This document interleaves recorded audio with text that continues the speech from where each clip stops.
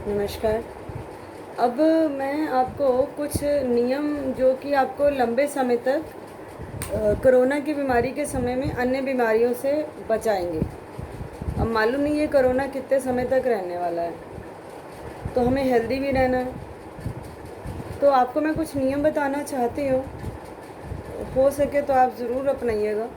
सबसे पहला नियम जो कि आप सब जानते हैं कि सरकार ने जो नियम बनाया उसका बिल्कुल 100% पालन करना, कोई कोताही नहीं करनी।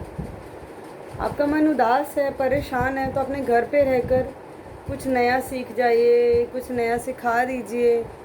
आपके पास बहुत अनुभव है, उस अनुभव को लोगों से बांटिए, क्योंकि आप हमारे लिए बहुत इम्पॉर्टेंट हैं।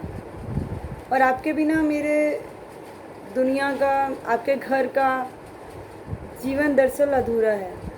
और देखिए ना, आप घर के अंदर तो कोरोना देश के बाहर। और इंग्लिश में कहूँ तो you stay apart and let's do our part. इसका अर्थ हो गया कि आप दूर दूर रहें और अपना कार्य करें, हम अपने हिस्से का कार्य करें, और स्वास्थ्य कर्मियों को अपने हिस्से का कार्य करने दें, या पुलिसकर्मी, मीडिया कर्मी, हमारे नर्सेज, हमारे डॉक्टर्स, हमारे सफाई कर्मी, उनको अपना कार्य करने दें। आप बस घर पर रहें। और वही लोग ऑफिसेज में जाएं जिनको जाना बहुत ज़्यादा ज़रूरी है। दूसरी बात है, क्योंकि आप घर पर रह रहे हैं तो घर पे रहने में बहुत ज़्यादा हमारा जो भोजन है वो हल्का होना चाहिए।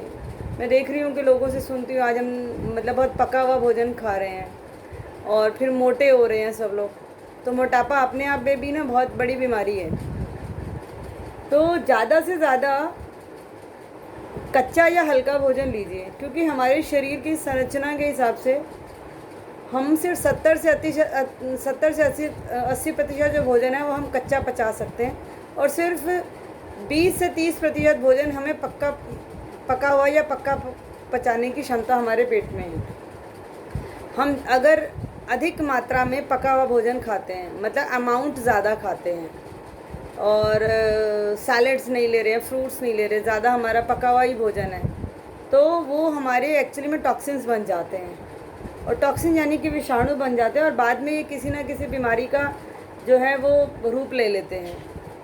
और इस वक्त ऑलरेडी हम एक बीमारी से लड़ रहे हैं, अब दूसरी बीमारी भी हम पाल लें अपने मोटापे की वजह से और टॉक्सिन्स की वजह से, तो ये तो फिर अच्छी बात नहीं है ना।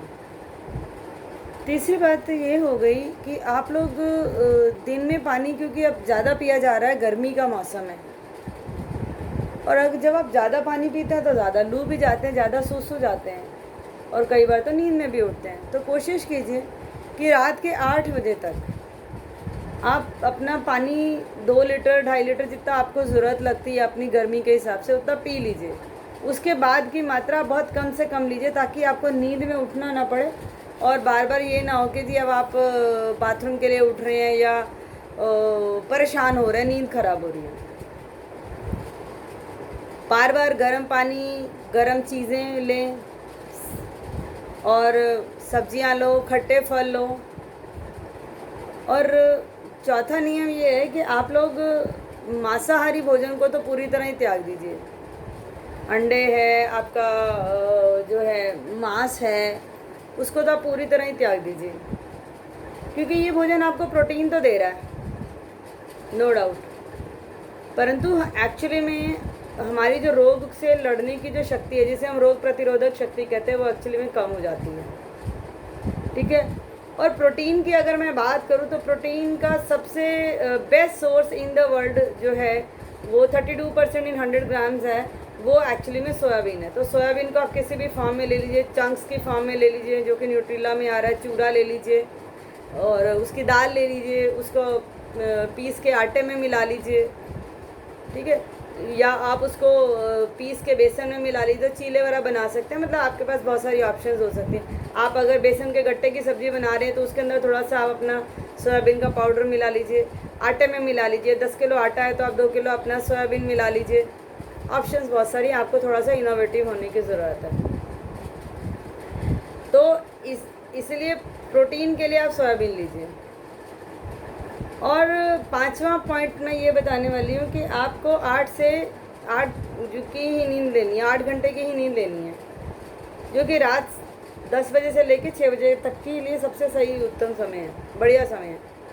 और अगर हम देर से या अधिक ज़्यादा सोते हैं तो एक्चुअली में हमारी जो रोगों से लड़ने की जो शक्ति है वो एक्चुअली में हमारी कम हो जाती है।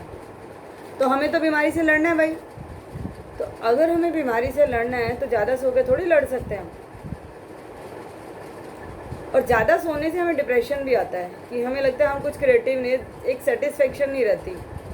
जॉब सेटिस्फेक्शन तो पहले ही नहीं मिल रही बहुत सारे लोगों को, कि वो तो जा ही नहीं रहे हैं। अब घर पे रहने की सेटिस्फेक्शन भी नहीं मिलेगी, तो 8 घंटे की नींद ही काफ़ी है।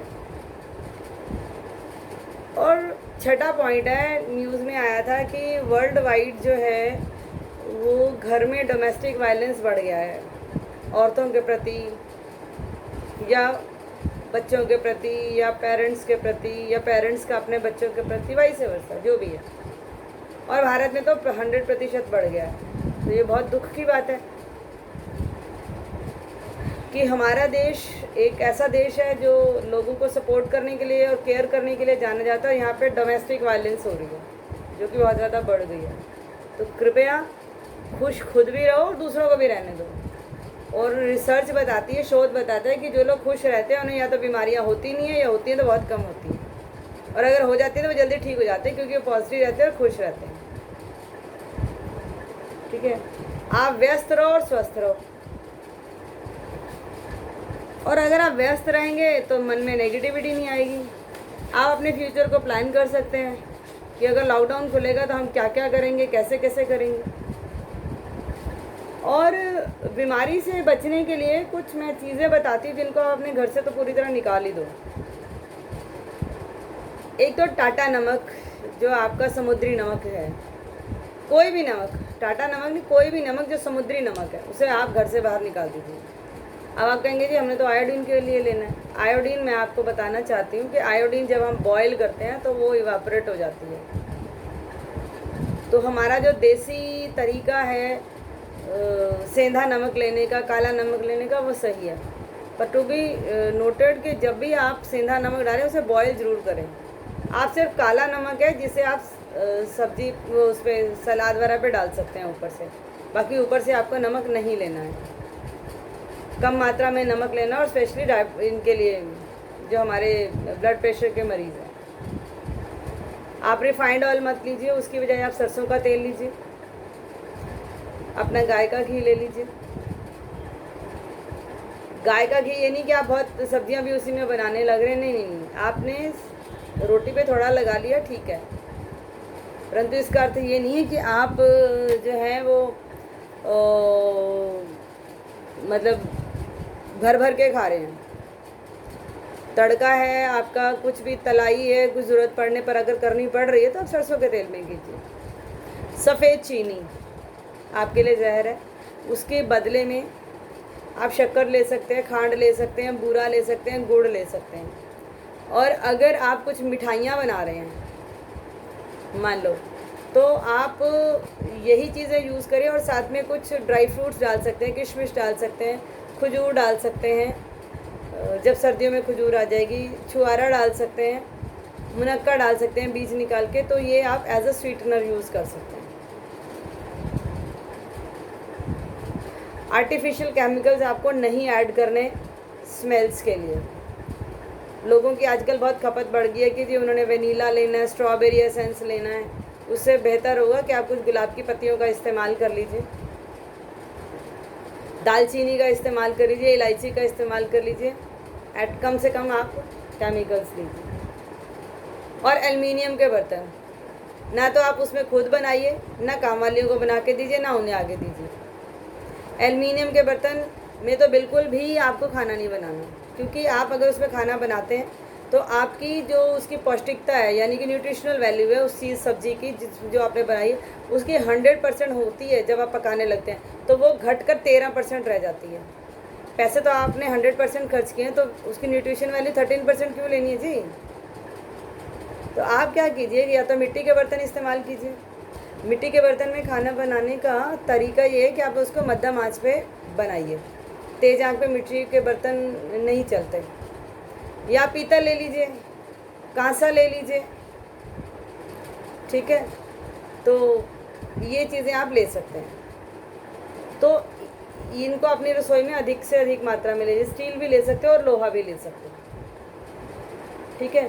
तो काले छोले हो गए आपके, कुछ सब्जियां जो हैं जिनको रंग से उतना थोड़ी ऑलरेडी ब्लैक है, जैसे बाकड़ा वगैरह है, तो उनको आप अगर लोहे की कढ़ाई में बनाते हैं तो उनका रंग अगर अधिक थोड़ा काला भी होता है तो परेशानी नहीं होती, अच्छा ही लगता है।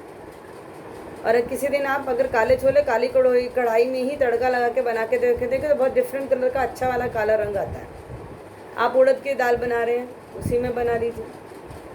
तो मॉरल ऑफ द स्टोरी है कि आप लोहा, मिट्टी के बर्तन, कांसा, पीतल और स्टील यूज़ कर लीजिए, पर एल्युमिनियम तो बिल्कुल भी नहीं। अब आया आपका 11वां नियम कि भाई आपने अब क्योंकि घर में हो आप, तो रोज़ घर के अंदर ही व्यायाम करना है और घर के अंदर ही रह के आपने सैर भी करनी है। अब आप कहोगे जी सैर कैसे करें, हमें तो पार्क में जाने से सैर होती है। नहीं जी, बिल्कुल नहीं।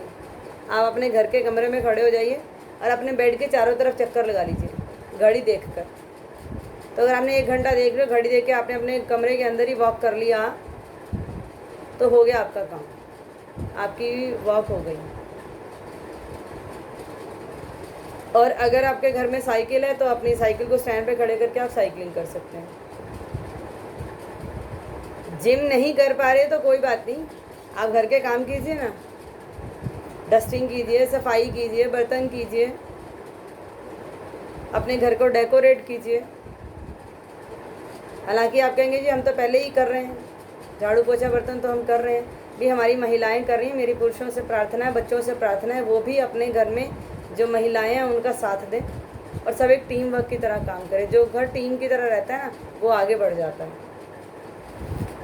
अब बात आती है कि आप अपने आसपास सफाई रखो। सड़कों पर अगर आपके सफाई कर्मचारी नहीं आ पा रहे हैं मान लो, तो आप अपने घर आंगन तो बुहार ही रहे हैं, तो घर की सड़क भी बुहार दीजिए। और कूड़े को आप गीला कूड़ा और सूखा कूड़ा, जो कि आपको पता है कि गीला कूड़ा हरी बाल्टी में और सूखा कूड़ा आपने नीली बाल्टी में डालना है, तो आप ऐसा ही कीजिए। और सबसे इम्पोर्टेंट बात ये है कि लोगों को मैं देख रही हूँ कि वो बिना बात के ही घरों से निकल रहे हैं, मन नहीं लग रहा, हमने सोचा चलो घूम आए, पार्कों में घूमने जा रहे हैं, क्या जी हम किसी चीज़ को हाथ थोड़ी लगा रहे हैं, हम तो खुद को नहीं हम तो कोई चीज़ नहीं छुएंगे, हम तो कहीं बैठेंगे भी नहीं। भाई साहब, बहन जी, माता जी, दादाजी, दादी जी, नाना जी, नानी जी, कृपया आप अगर आप घर में नहीं रुक रहे तो आप ये बताइए हम बच्चों को कैसे समझाएं कि आप लोग घर पे रुकिए। उनकी तो खेलने कूदने की उम्र है।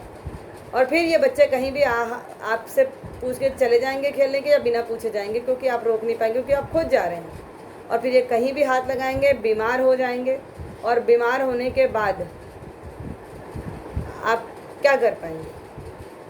हम बीमारी से बचने के लिए तो आपको घर पे रहने के लिए कह रहे हैं। तो जब तक बहुत ज़रूरी ना हो तब तक घर से बाहर ना निकलिए। और कोशिश करिए अपने मोहल्ले में इतनी अपनी साँठ-गाँठ रखिए कि मोहल्ले में एक व्यक्ति ही जाए और सबका सारे घरों में पूछ ले, भाई तुम्हें क्या चाहिए, तुम्हें क्या चाहिए, एक लिस्ट बना ले और सबका सामान खरीद कर ले, और फिर बाद में उन घरों में दे के पैसे ले ले।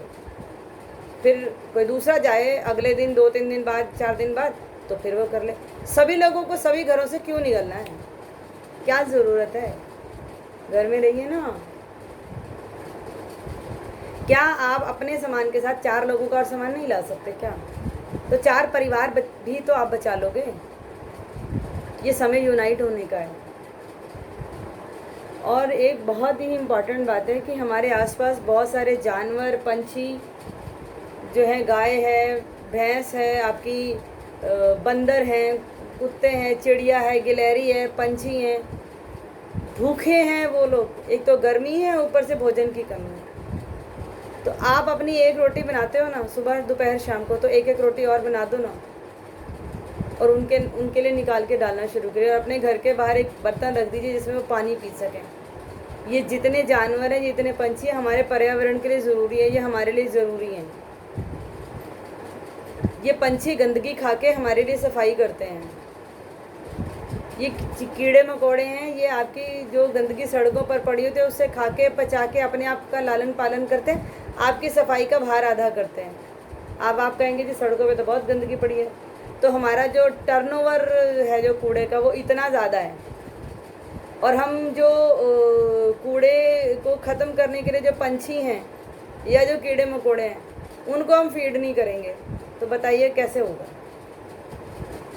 तो आप उन्हें फीड करना, गिलहरी, तोता, कबूतर, चिड़िया, गाय, भैंस, बंदर, कुत्ता, इन सबको पालने की जिम्मेदारी हमारी है। हम दरअसल इनकी ज़मीन पर रह रहे हैं, हमने इनकी ज़मीन छीन ली है, हमने एनक्रोचमेंट किया है। और सबसे आखिरी बात, अपना देश अपनी संस्कृति, अपना देश अपनी संस्कृति की ओर चलो दौड़े ना, स्वास्थ्य की दौड़।